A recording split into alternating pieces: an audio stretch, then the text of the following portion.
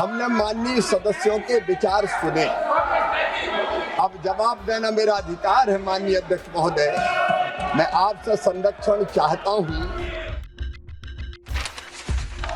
ये बापू के आदर्शों की हत्या भी कर रहे हैं। अपनी बात सुना देना और फिर जवाब ना सुनना, ये लोकतांत्रिक परंपराओं को तार तार करना है, संविधान की धज्जियां उड़ाना है। ये भी तो हिंसा है माननीय अध्यक्ष महोदय। ये बापू के आदर्शों की हिंसा करने का पाप कांग्रेस और बाकी विपक्ष कर रहे हैं। ये जरूरी हो गया था कि मनरेगा के बारे में खुले मन से, खुले दिमाग से एक बार फिर से विचार किया जाए।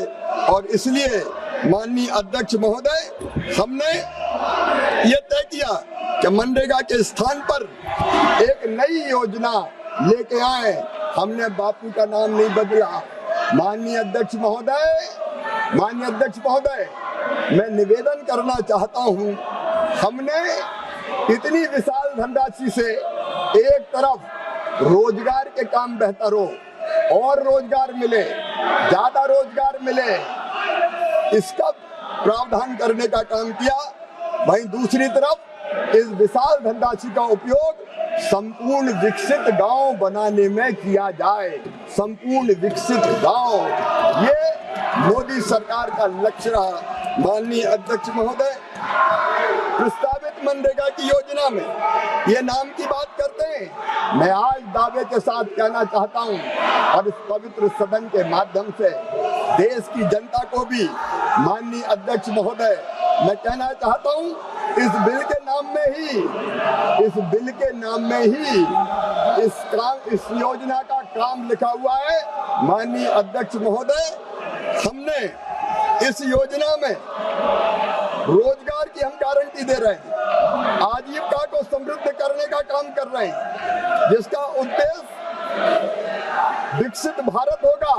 प्रधानमंत्री नरेंद्र मोदी जी के नेतृत्व में,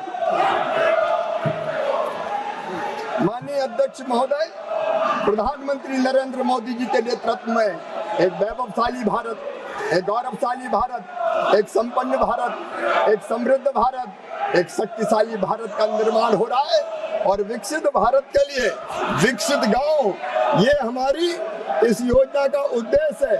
और इसलिए माननीय अध्यक्ष महोदय, हमने एक आदर्श गांव की कल्पना की।